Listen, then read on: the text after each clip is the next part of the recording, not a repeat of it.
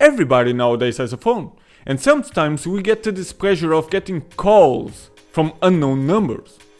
Now, if you are like me, you go, just ignore it, man. But other people still pick it up. And afterwards they say to themselves, why the hell did I do that? Now, this would be the case of this 2002 movie. Well, in the beginning. And excuse me if I can't pronounce every single South Korean name. After some articles, journalist Jin-won, played by Jin Won-ha, gets the pleasure to get threatening calls and therefore she changes her number. Shortly after, she moves to the house of some friends of her. In the museum, the daughter of Jin-won's friend named Yeon-ja, played by Seon Won-yeon, answers the phone of Jin-won, and since then she changes completely, especially towards her parents. After a new continuous series of phone calls Jin-won received, and seemingly connecting to Yeon-ja's behavior, she begins her investigation to find out the who and why. Yeah, some may see some resemblances to The Ring, or even One Missed Call may have used this idea a year later. Yeah, I certainly can see that. It actually is not very original and sadly it can be uninspired at times.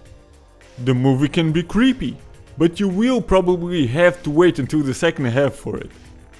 Even though the movie starts in a creepy elevator which seemed almost pointless by the end of the movie. Like the stalker in the beginning as well. And that would be one problem with the movie. It's trying to be complex, but too complex for its own good.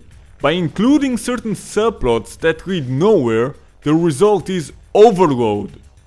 But the ones that work, really work and help create an impact.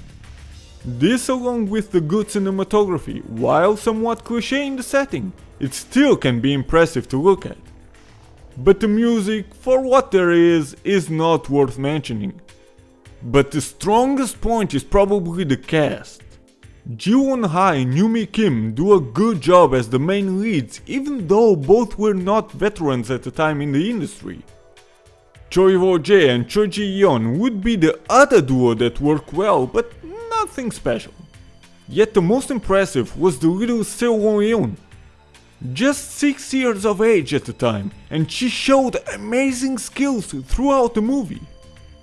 Based on the skills alone, she reminded me somewhat of the fantastic performance of Linda Blair in The Exorcist when she was a kid.